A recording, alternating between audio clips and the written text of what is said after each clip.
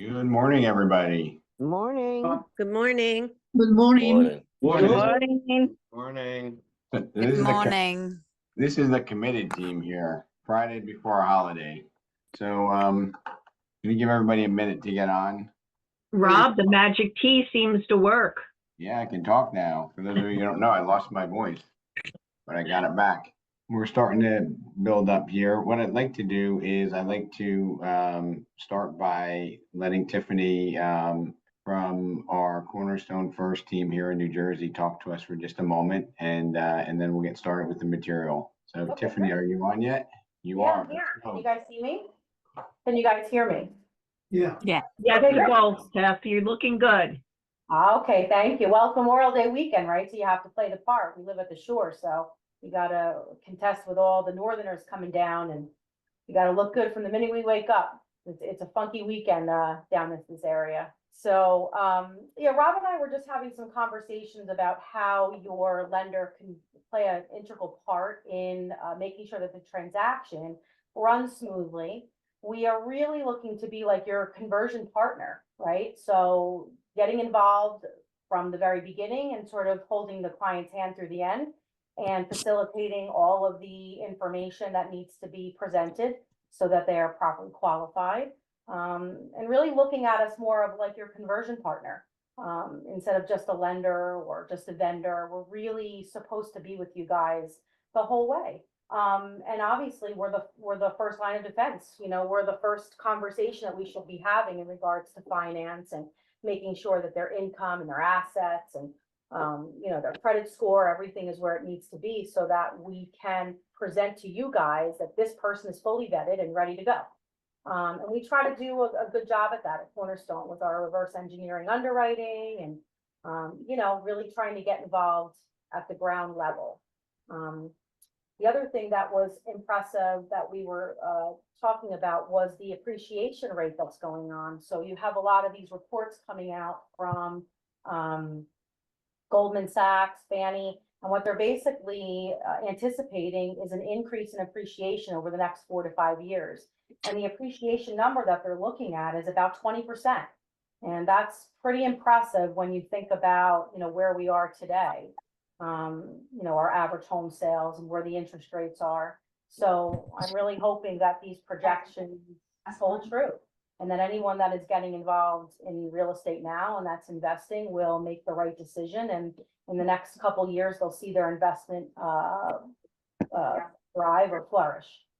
And, you know, that's it. As far as the market update, you know, everybody is pretty much aware that we are teetering in the low sevens. We still have our first time home buyer programs that are in the high sixes, mid to high sixes. And we're just pushing forward and hoping that over the next couple weeks, we have some type of a decrease or that inflation stabilizes and we're able to offer Yes, hi, a speaking. little bit more of an aggressive interest rate. That's pretty much it. Does anybody have any questions? No, but I got a question for Rob. So anyway, I'm excited today to talk to you about, you know, 5 systems that I think would give everybody on this meeting a bump in your production for the upcoming year. And I can almost guarantee that everybody has some room for improvement in all of these areas. So I'm going to humbly submit to you these principles or systems that if you implement them, it will not really matter. Well, it will not matter at all what the market does because your business will be abundant. And the first thing that I want to talk about is before going into, you know, these 5 principles or systems, you need to embrace a routine so that it actually gets done. Because the best intentions mean nothing if we don't have the consistency. It's like mailing out, you know, twice a year to a farm. It's not going to do you anything. Going to the gym twice a year is not going to get you any result. Incorporating structure and routine into your business life is what's going to move the needle and make the difference. And for those of you who are newer here on the email or on the invitation that you got, you have a link to this. And I also put a link to the New Jersey buyer agency agreement. I don't know if Florida has finalized theirs. Elizabeth or Colleen, Ron, have they finalized the buyer agency agreement? I don't think we had, I don't think we have the new form yet, but I think we're still using the old form, which is okay, but, Okay. yeah. So, Yes. anyways, so when we get that, we'll get that out to everybody on our Florida team. Once you commit to doing your time blocking and you buy into these principles, it's going to change your life, your business life. The first one is probably one that's going to be a little bit painful for a lot of us, which is cleaning up our database. We should be able to go into our database if we host a client appreciation event or if we have a pre-market property and be able to syndicate that and share that to everybody via email with very little effort. We should be able to sort out all the people that were looking to buy a property in the pandemonium of the pandemic and weren't successful. All the people that we talk to that might be looking to, sell in 6 months to 4 years. I'm sure we all have people that we went and met with and they said, hey, we're looking to sell in 2.5 years when my spouse retires, and we just lose track of that. So the database is the real asset in this business, and that's what prevents us. That's what transitions us from having a job to a business. Because if you're going to sell your business, what do you think one of the first things that you're going to look at as the asset is? It's your database. So my belief is if we can at least put in 1 hour a week of cleaning up our database, wherever it is, if it's in an Excel spreadsheet, you can always upload it. If it's in KV Core, even better. If you have a different CRM, spend an hour a week refreshing that database. The second piece to growing in any market is having a prospecting system. And everybody has different preferences, but you have to have something that you're doing to generate new business. Okay. These are some of the things that I put down, FISBO and expired calls, active client calls. Okay. Do you have a system to regularly keep in touch with the people that you met with 2 weeks ago, 2 months ago, 6 months ago, and a year ago? And my guess is that was probably more random and we're waiting for them to reach out to us. But if we can implement systems so everything happens automatically, that's where a job becomes a business. Okay. Does anybody know what's a franchise? It's not a trick question. Anybody know what's a franchise? Conglomeration of businesses together. It might be, but I mean, more specifically, Ron, a franchise is an operating system, right? I think one of the first franchises that I'm familiar with is Speedy Systems. Anybody know what that was?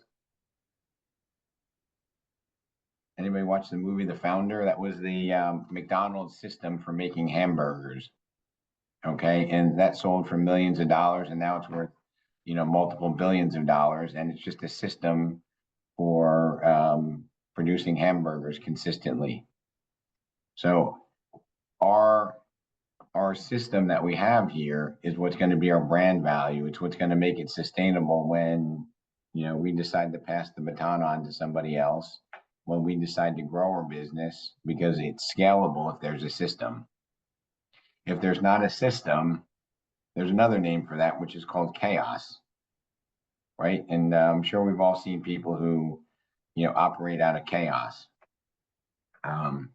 So I'm going to say, if I were running my team, I'd like to see it be 2 hours a day as the commitment, but I'll even accept 1 hour a day of hardcore prospecting, which would fall into FISBO expireds, following up with your active clients, which is more of a fulfillment, but I'll take that. Circle prospecting, CMA day challenge, and open house activities. And I think open house activities probably belongs on the top of that list, because with the uncertainty of buyer agency agreements, I foresee more buyers going to open houses instead of signing agreements. Anybody feel that same way that I do? Okay, Ron I does. agree with you. I Okay, agree with you. right. So, the open house is a job interview or an audition for the job. Okay, that's where they get to see how you handle um, representing the seller. They get to experience your communication skills.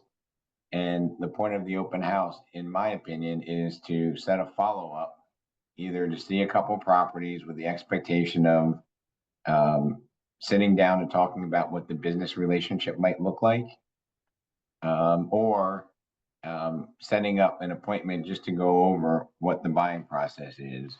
And that might be, one of my phrases that I put on this sheet here, which is, has anyone taken the time to sit down and walk you through what it really takes to successfully buy a home in today's market? Okay, on this sheet, I underline that. That's the phrase of the day here. Has anyone taken the time to sit down and walk you through what it really takes to successfully buy a home in today's market? Has anyone taken the time to sit down and walk you through what it really takes to be successful buying a home in today's market?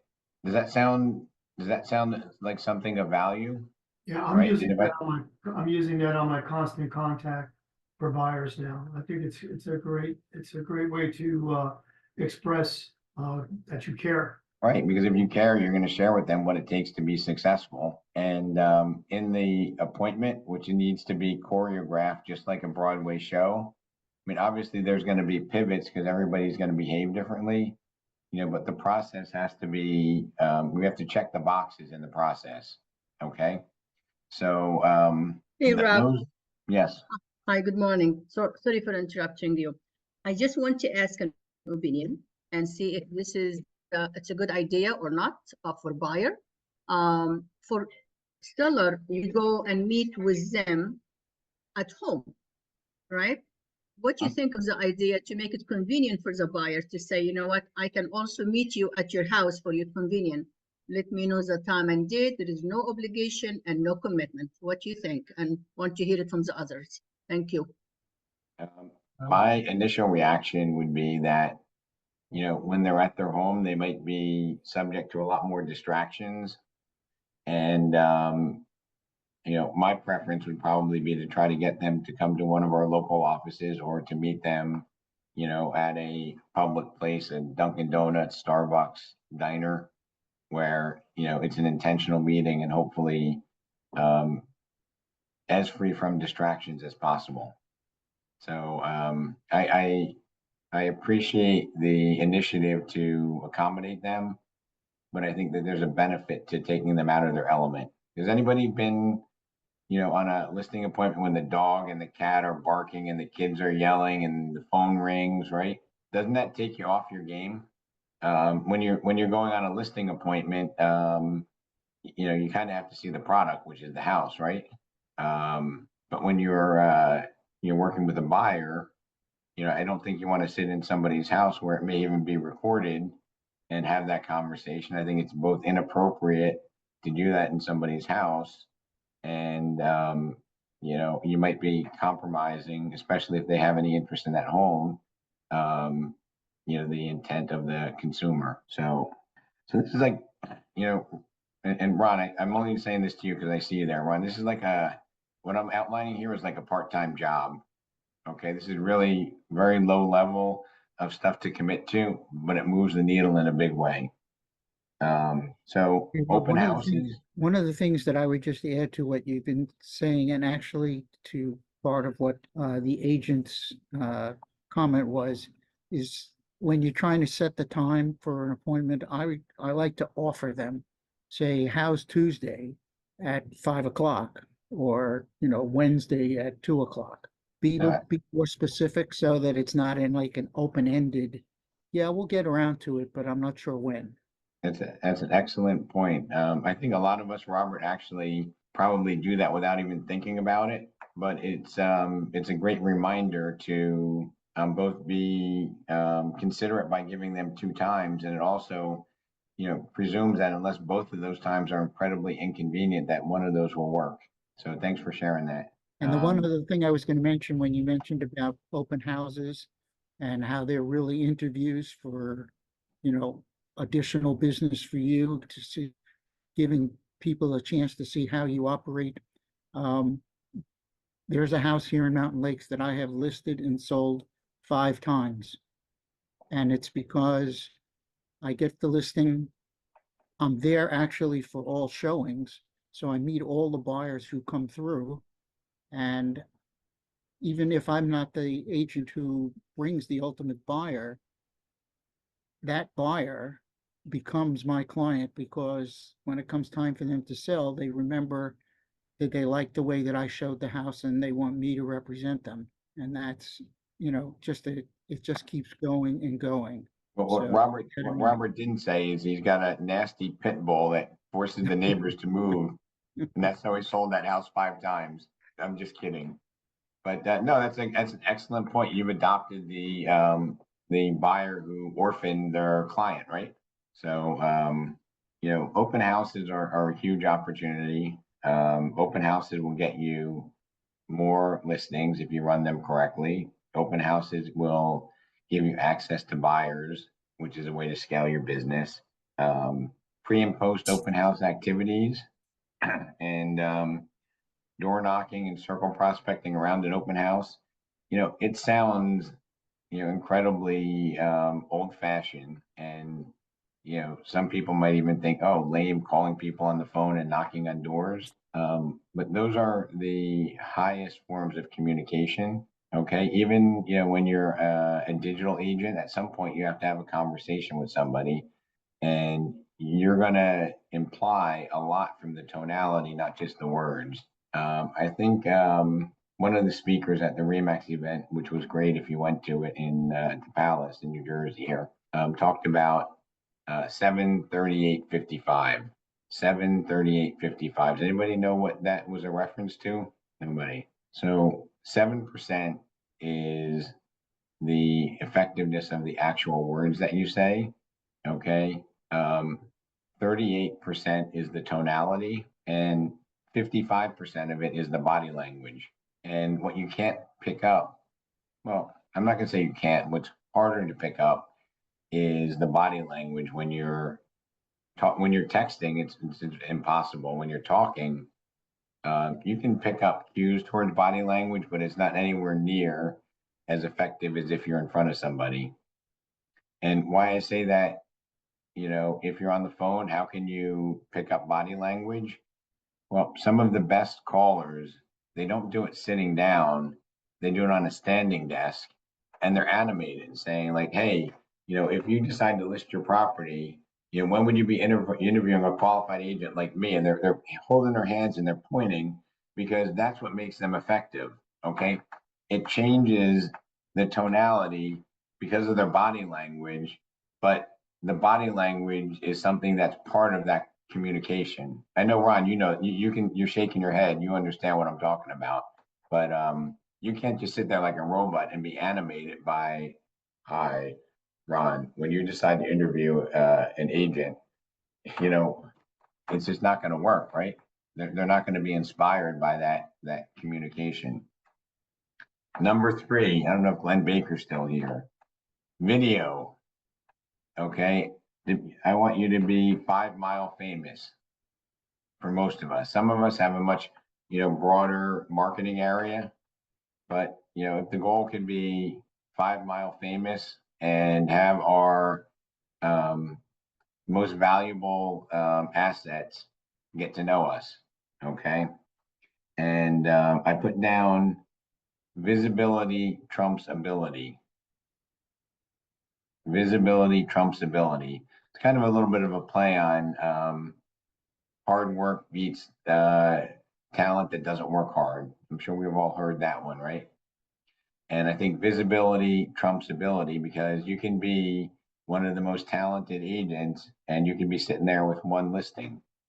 But if you're visible and maybe not equally as talented, you're going to have a lot more opportunities to convert. And what I like about video and social media, it's probably one of the most scalable activities that you can do, and one of the most cost-effective activities that you can do.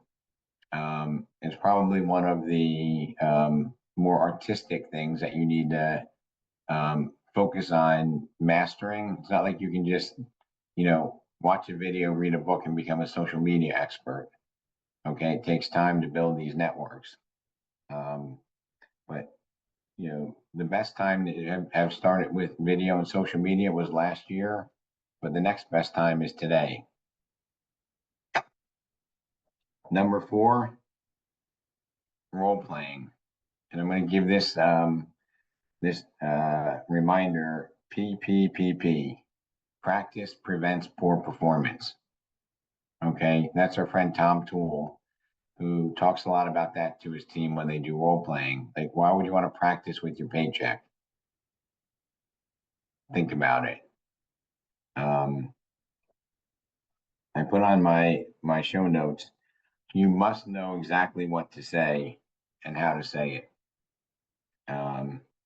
And this is a new one for me. I heard this on a podcast. It's not what you say, it's what they hear. Think about that. It's not what you say, it's what they hear. And then the last piece, and these are all almost equally critical. Commit to lifelong learning. Read, listen to podcasts, watch industry videos, be genuinely interested in what you're doing, because I don't know how you can serve your clientele unless you have a genuine interest in consuming relevant content about what's happening in the market and how you can better serve your clients. Okay. If you were successful in 2009 doing short sales and you haven't sharpened your saw, okay, you're going to be struggling, or you're going to be leaving opportunities on the table, or even worse, you're going to be providing a second-rate service to your clients that you're serving. Okay. For some of us, if you think about your clients and then you consume education, it has more meaning. Does that make any sense? I saw a thing on the news just yesterday. It was on NBC News, and the segment was about somebody living in Lincoln Park, New Jersey, who tried to buy a house 4.5 years ago, and is still renting because they couldn't get a house. I don't know if anybody saw that, but for me, that is just that's horrible. I want to go knock on their door and find them a house, because there's no, like, if you could afford a house in 2019 or 2020 and you haven't yet had one, it's either you're lying to yourself, or nobody has taken the time to sit them down and walk them through what it takes to be a successful home buyer in today's market. True or false? Robert, is that true? I'm getting yes, I'm getting a wave. It's like a parent. Like, you're not gonna, if you have a young kid and they're slow to walk or they're slow to talk, you're not gonna give up on them and say, hey, my kid's never gonna walk. They're 3 years old and they're still crawling. You're gonna continue to get them to the goal. And for me, I have an incredible passion and a belief system where if somebody wants to buy a house, okay, if we're armed with the communication skills and we have the education, that we can be successful every single time with somebody who's qualified and motivated to buy a house. We can be successful every single time with somebody who's qualified and motivated to buy a house. Okay. So this whole thing about, oh, the market is tough. Well, you know what? The market is tough for those people that aren't here on a Friday morning committing to improving themselves to better serve clients. The market is tough for people who are trying to do it all by themselves. Okay. Our lending partners now, I want to educate them on how to have a financial consultation, not just to do a pre-qualification. Okay. Ron, you're on video. I'm not just, you're not my favorite, but you're right next to me here. So I'm going to ask you, if you educate somebody, Ron, on, what it might look like 5 years down the road with the forecast from all the major players, from Goldman Sachs, the National Association of Realtors, Zillow, the Federal Reserve Board, the FHA, they all have forecasts on what housing appreciation is going to be. And if you can tell somebody, hey, if you bought a house with 10% down for 500,000, in 5 years from now, you'll have $110,000 of appreciation. Do you think that that would give them a little bit more motivation? Right? And I'm not saying it's me. I'm quoting other experts. Right? And if we don't give them that information that we have at our fingertips, honestly, I think we're doing an injustice, because they may not bid 20,000 more, knowing that they can have 110,000 of equity of appreciation in 5 years. Never mind the tax benefits along the way. Never mind the fact that they get a 30-year fix. Never mind the fact that part of their payment is appreciation. Never mind the fact that when they fix up the house, you're not improving somebody else's house. Was anybody ever in a rental where you fixed up somebody else's house because you had to live there? That doesn't feel very good, does it? And we don't even factor that in when we figure out the cost of renting, do we? And we don't factor in the uncertainty of, I'm sure we've all listed properties that were investments, right? And the tenant was like, I got to move now because my landlord decided to sell the house. I loved it here. I was here for 11 years. Now I have to move just because my landlord made a financial decision to move, to sell the house. That's changing their life.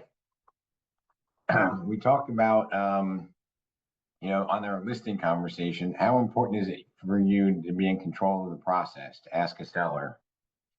How many sellers do you think want to be in control of the process? I'm going to ask Tony that one, because I know you talk to a lot of sellers, Tony. Vero, you're on mute. Yeah, I know, I am muted. What is it that you? I said, how important is it for a seller to feel like, or to actually be in control of the sales process? Oh, that's the best thing to do, because the people that you're working with, the service that they deliver. And the best of all is that when you are in charge, you know what's going on and you know what's happening, and you'll be happier than to be following up on people that you don't know, and you don't know what kind of service they offer you, how they deliver. And most of the time, it's always a disaster. Right. I find that when I co-pilot a listing opportunity with one of you, when I ask that question, hey, Tony, how important is it to you to have control of the process? Boom, the lights go on, right? They're like, I want to be in control of the process. All right. Then that invites me to talk about positioning the property to get maximum amount of offers, right? Mm-hmm. So giving them control is something that's incredibly important. And, we need to give buyers, the ability to control the process by following the plan, right? By educating them. On my commitment to lifelong learning here, and there's a slide for this. I actually just subscribed to KCM, Keeping Current Matters, and I'm going to try to share with everybody a lot of the slides, which is some really great content. Tiffany, the slide I shared with you, the couple of slides were from KCM. Pretty good, right? Let this sink in for a minute. Just close your eyes and listen to this. Most agents know what's happening. Good agents understand what's happening. Great agents can explain what's happening. Think about that. Good agents know what's happening. Most agents know what's happening. Good agents understand what's happening. Great agents can explain what's happening. Yes. It's very important that you know what's going on. Like now, they just came out yesterday, the marketing snapshot there of every county that we have here, from Miami all the way up to Port St. Lucie. And it's important, if an agent wants to know what's going on in the marketplace, You know, it shows you that here in Florida, because we get a call from, we are asked, I mean, myself, that I get always asked, hey, Tony, what's going on with the market? Well, I have this in my hand there, that, what do you call there, the single family homes in Broward County is still going strong. They have the median price that they have here on this report from the Board of Realtor. The median price from last year to this year, you know, year over year, it went up 10.4%, that they went up. So there is no slowing down the price. The price is still climbing. So that's good that people, they should buy it, because next year will be worth more, and people should sell to go on with what they want to do, because everybody's situation is different. And that's with the highest interest rates we've seen in almost 30 years. Still a 10.4% increase year over year in prices. And Yeah. even in our condo market, what he was saying is exactly right, because it shows a 4.6% increase.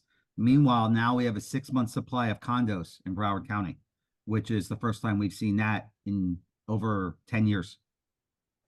So, Scott and Tony, this is an interesting fact, and I'm going to ask the group if you'd like me to share content and how you'd like me to do it. But I was listening to the Florida inventory report put out by the Florida Association of Realtors economists, and I was just thinking about, I'm a numbers person. So, was Florida not the hottest market in the country during the pandemic or the peak of the pandemic? I can't think of any place that was hotter. Yes, Right. yes. That's why. And inventory went from a normal level. Let's just say in the market, normally they had 30 homes on the market, right? It probably went all the way down to 3 houses, right? And those were the ugly ones that nobody wanted.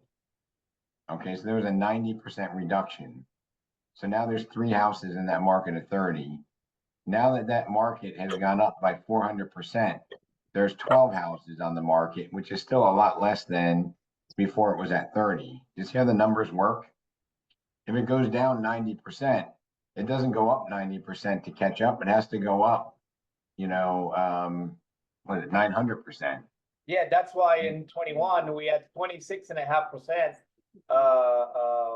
increase in appreciation, and in 22 we had the 22.5 in appreciation. So Right. because there was no inventory, and even now, you know, last year, here you go. Last year there were 2,500 homes on the market. Now there are 4,000 that there are. So it's still low. That's still low, but you know, you just got to work with what you got. You know, like they say, you got to play with the cards that you got in your hand. Yeah. So this goes back to most agents know what's happening. They saw the report, right? Good agents kind of understand what's happening, right? Oh, there's more inventory, rates are higher, but great agents can explain it. Great agents can explain it. So these buyer agency phrases that I want to talk about a little bit here are designed to reduce sales resistance and friction that's in the marketplace. Okay, and I think that we're going to have a really epic pivot in our industry where, you know, what we think is going to happen might look a little bit different when it actually rolls out. So we need to have some flexibility. Maybe the world goes towards, hey, I get a call or somebody at an open house, I want to show them some properties. Maybe the world looks like you sign a buyer agency agreement for those 2 or 3 specific properties that you show them, right? And then maybe the process is after you show them 2 or 3 homes, then you audition to be their exclusive buyer's agent, right? That might be the way the world looks in 3 months. Maybe it takes 6 months for it to look like that. And it might look different in New Jersey, Florida, and Virginia. It might look different in those 3 markets based upon how the industry and the participants locally adopt the new rules and guidelines. Most agents probably spend 30 to 90 minutes preparing for a listing opportunity. Does anybody regularly spend, you know, less or a lot more than that when they prep for a listing? Is Is it more or less, Ron? more. How much time do you usually spend prepping for a listing? Well, the initial listing takes me about maybe a couple hours to do, and then there's drive-bys, there's checking out the community, checking out different schools.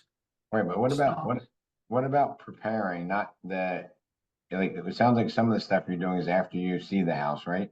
Yeah, I'm talking about getting ready to go on the appointment. How much time do you spend? it could be a couple of days. So Ron's very diligent. Would you say though, most agents probably spend 30 to 90 minutes of your peers at? You're gonna get it, but spending that kind of time. You have to research. Anybody else want to comment if I'm way off base or if I'm, in line with what you do or what you see? So Rob, I would just expand on that, what you said, because I think it's important that we be studying what's going on in the market all the time to be prepared at any moment to be able to engage in a conversation with a potential buyer or seller. Just as an example, yesterday, my wife and I were invited to have lunch with friends of ours in town. And the day before, knowing this, not that I had any indication that there would be any real estate conversation or not. I brushed up on everything that's been going on in Mountain Lakes, for the first, 5 months of the year, so that I had that information ready should the conversation arise. And I felt really good just having that knowledge and knowing that if there was a chance, I was prepared. Right, so, I Yeah, I think- take about an hour and a half, 90 minutes to prepare everything because the market do change frequently. Right. So, so if you're hyper local, you probably know the market and you might be able to do it in 30 to maybe 90 minutes. I'm not sure about what type of processes you have in place to do it. But is there anyone else that takes a lot more than 90 minutes to prepare? Well, it all I depends, do. if you know the area or if you're not. I like to get familiar with the comps and try to compare to the subject. If I know the area, it'll take me an hour because we have subdivision here, that Ron and I have been working for the past 30 years. So once we know the model there, it's very easy to put it together. But certainly it takes more than an hour there if I don't know the area that well. And especially when they are not cookie cutters, they're all different, then certainly it's going to take more than an hour to do it. Okay, Rob, actually, I love the idea with one of the actually, the guest was in when she said, send all the information to the seller before you meet them. And it is working for me. It is fantastic. When I go there, they are actually having all the information in their hand, the listing agreement, the comp, everything that they have. So And that you put our the- time, but Carmen, do you put the price on it or no? no, the only thing, the price, I don't put the price. I just tell them actually what sold in the area and said, when we sit down, we can discuss actually the price together. Okay. So, but I find it, I've never done it before, but I have done it for the past 2 transactions. And people, they were very happy. They then felt that they were pressured at the time to read the listing agreement or to read what's on the market. And when we go there, both of us more relaxed and just focusing actually to, as you said, let me see if we can work together. And that word, it just made a huge difference in my listing. Hey, Rob, I got a question on that. Is that come list me's or is that a FSBO and expired appointment? I didn't designate that, Eric. So, I probably would treat them similar. And, you know, Now, they come I'm asking Carmen that, were those people that have called up that she knew personally, or was it actually someone she made an appointment with from a for sale by owner or expired? Well, here it is. I do farm a certain area, which is about 8 miles of where I am. And during my farm area, most of my business coming from the farm area, coming from the people that I have worked with before, and also coming for sale by owner right now is not too many, because when I called it, oh, Karma, we have 2 offers, we have 3 offers. So the for sale by owner at this time is not as many before, and they are feeling, I have one for sale by owner. He has it for sale by owner and he has 9 offers. And I called him and I said, listen, I understand you have 9 offers. Let me come and we'll sit together why your 9 offer did not come together, and see actually how I can do for you something different, no obligation and no commitment.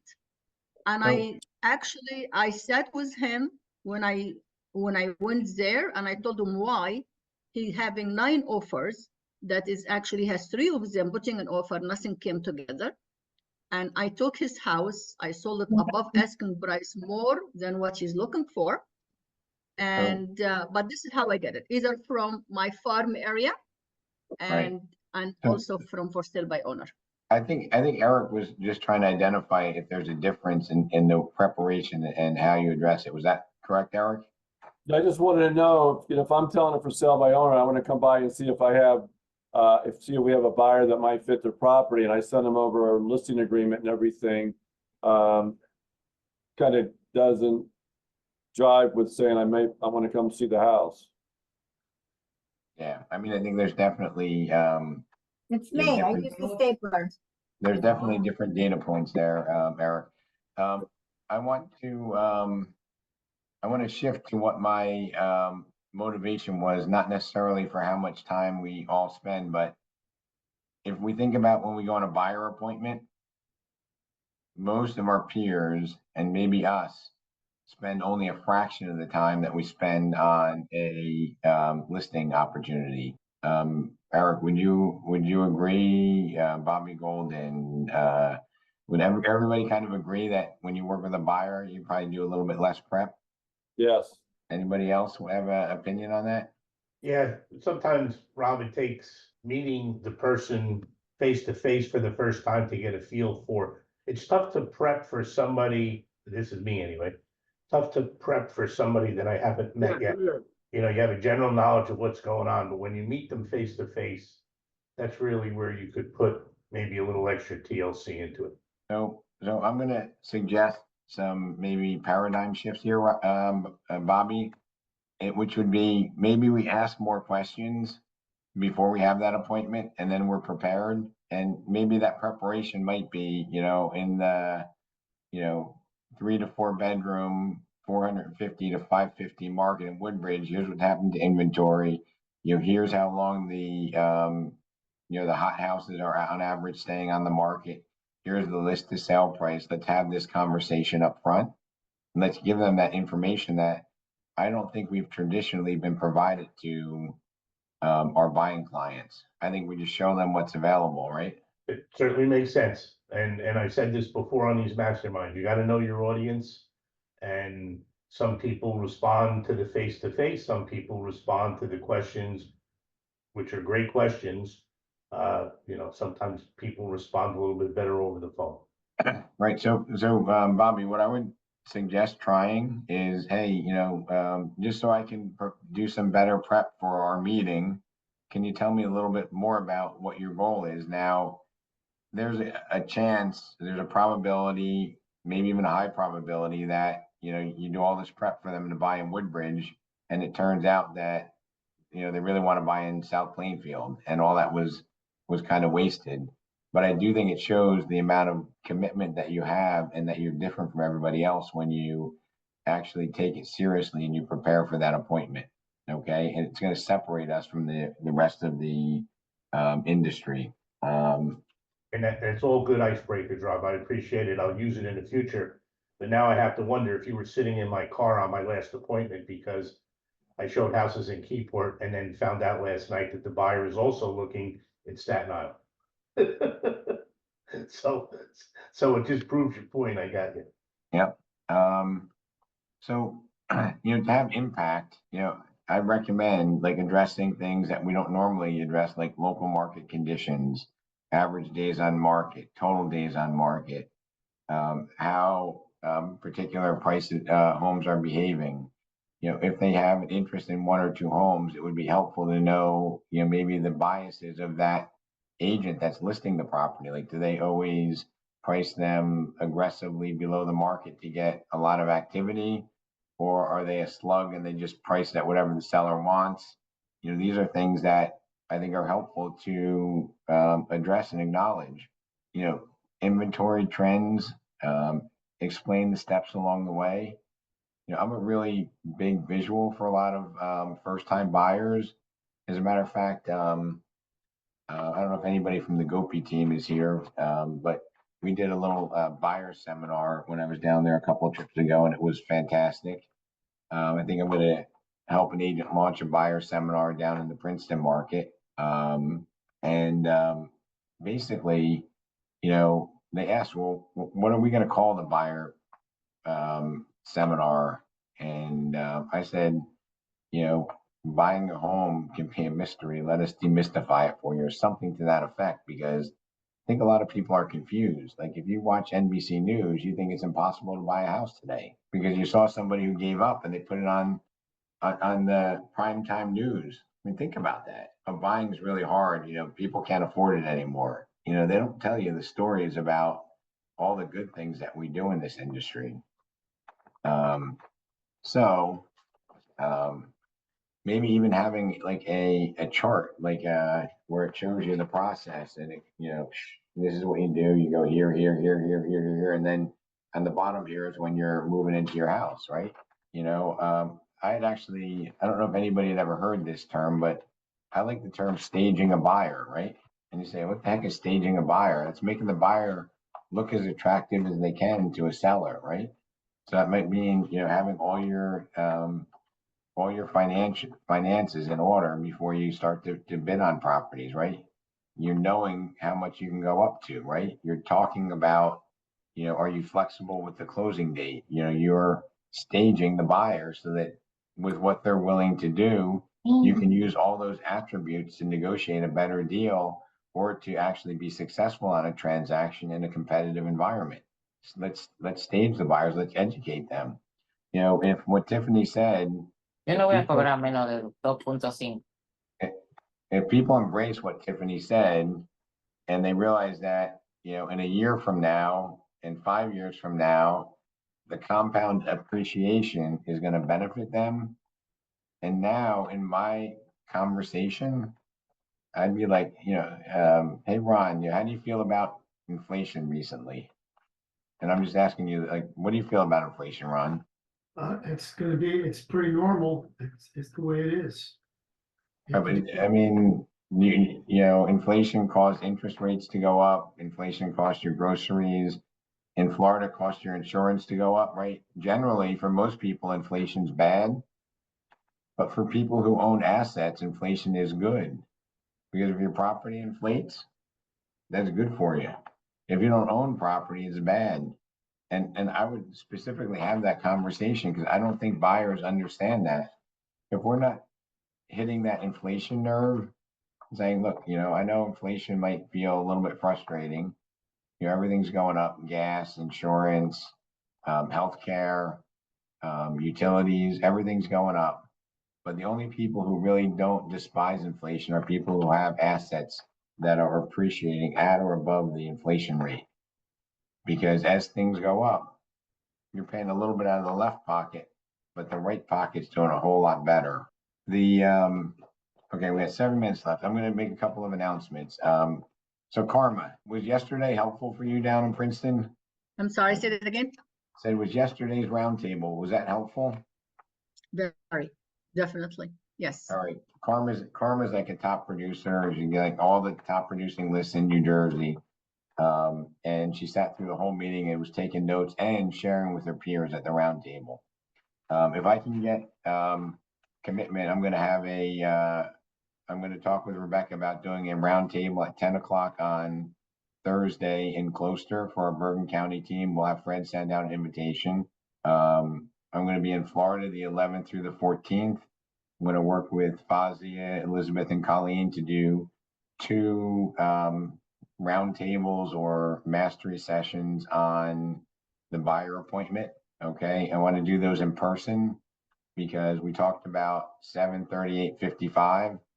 I want you to experience it in person. I want to hear how it comes out of your mouth. I want to make a contribution to help you become just a little bit better because that's what motivates me. I want to see everybody, improve their skills and improve their confidence. Where's my, I don't have my confidence, what is it? Charisma is the result of confidence, right? If you're confident, you come across differently. Okay. So I want to give you the confidence to take your knowledge and be able to verbalize it in a very systematic way to have a predictable outcome. So that's my mission with these upcoming events. Is Rob Durso on, Bobby, or no? So, No, I think he left for the weekend, Rob, honestly. all right. So, when I get back from Florida, the week of like the 20th, from the 15th to the 25th, in that time frame, I'm going to do an event in Central Jersey, hopefully maybe at one of the MLS or board locations. And I'm going to try to get everybody within an hour's driving distance. And I'm going to try to make it worth your while to attend because if you get it earlier, it's great. But if you get it later, you'll be the beneficiary of all the feedback from your peers. So I'm gonna make that commitment. And then in Florida, I'll do some cold call prospecting sessions, and demand it from your leadership team and tell me where you want it set up and I'll be there. And in New Jersey on I think next Saturday and Sunday, as long as it's not Father's Day, I don't think it is, I'll do door knocking here in New Jersey. So you'll be getting a separate email about that. And it's all about the conversations. Okay. It's about the communication. It's about, upping your game. And the last thing I wanted to talk about before we wrap today is, the NAR conversation. And I want you not to just use words, but I want them to be your own words. And, somebody said, hey, I heard that the industry had to pay millions of dollars. How do I get my check? That's interesting that you say that, Ron. What did you hear? And then I'd say, you know what? There's a lot of exciting changes happening in the industry, providing both more opportunities, transparency, and options for both buyers and sellers. Is there any way that I can help you or someone I can help? That's basically the gist of how we need to respond to any negativity that's out there in the marketplace about what's going on. Because the more I look at this, I think it's separation season. Okay. And what I mean by separation season is if you don't get on board and up your skills, your competitors will embrace the communication skills and they'll be signing up clients and buyers quicker than we do and separating themselves. But the opposite can be true where we're upping our game, we're delivering irresistible value, and we're putting ourselves way ahead of the industry where our biggest challenge is just that we don't have enough time to serve more clients. That's why our business is going to grow. Because I'm not concerned whether the market goes to 3.8 or up to 4.3 million sales or even higher or lower. If we have the process and we can communicate, we will win. You know, until we go to an open house and nobody shows up, then I have a different problem that I need to solve for. But I don't foresee that happening. I see that buyers are still active in the market, and you know, we have a obligation to bring our best game and educate them on how they can be a homeowner in the next 30 to 90 days. And that reminded me in terms of how we project ourselves in an appointment.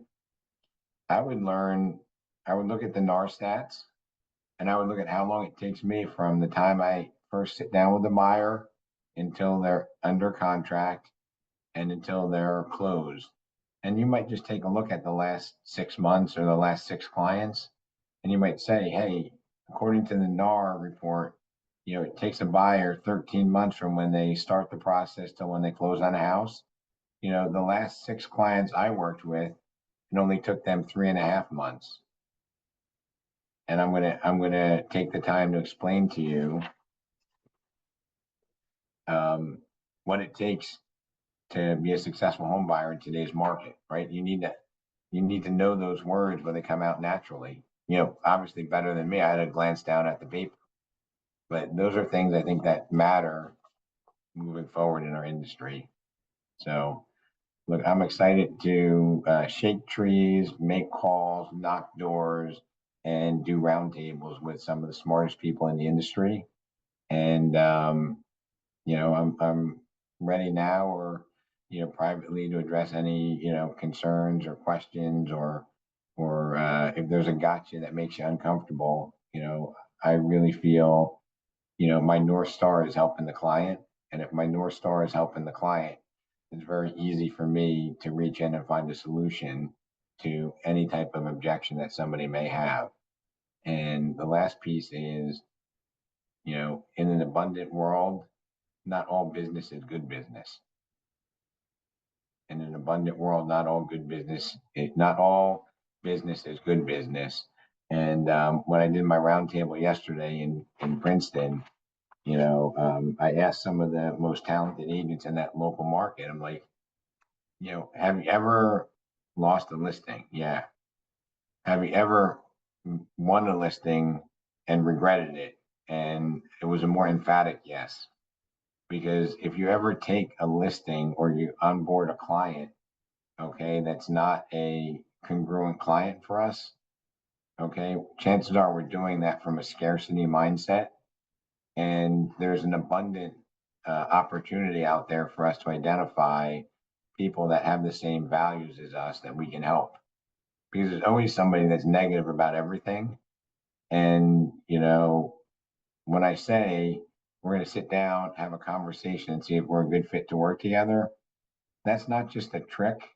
That's not a play on words.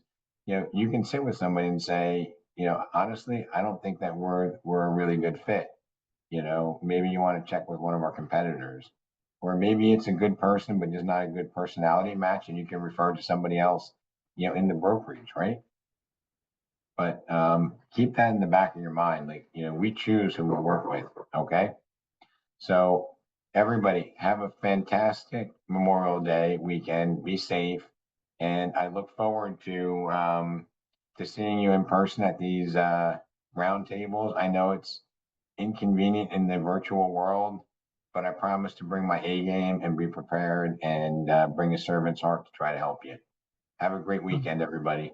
Rob, before we go, I have a couple of questions. Sure. In our role-playing class yesterday that I gave, we had some great discussions. And one of the agents were saying that if you have a buyer that you're working with and the buyer agrees to pay you a fee to help them find a house, and the seller offers a 3% commission to for compensation for that buyer's agent. Now the buyer's agent calls the listing agent. The listing agent says, well, we're paying the 3% compensation to your buyers for your fee if you sell the property. Now, if the buyer's agent is being compensated, the seller is paying 3%, is that 3% going to the buyers because it's already offered? But the buyer's agent saying, well, I'm already being paid by my buyer. So we'll take that 3%, we'll use that 3% pay for buyer's closing costs of prepaids. So assuming that the buyer's paying you at closing and they signed an agreement to pay you 3 and the seller's paying 3, then the seller's paying the commitment of the buyer. And what the lenders are saying is that that's not considered a third-party contribution that impacts the 3, 6, and 8% that's allowed based upon the loan program and the down payment. Now, I think the bigger question, Ron, is what happens if the buyer agrees to a 2% or 2.5% to work with the client? And let's just say that you go and you show a house that's being sold by a builder and they want to move inventory and they're moving it at 4%. I know the answer to that. Go ahead. It goes to the buyer. Because you can only take what you have agreed in the buyer's broker agreement. So if the seller is offering more or the builder's offering more, the difference goes to the buyer. All right. So Lisa, this is why we have these. Is Fran Blakely on?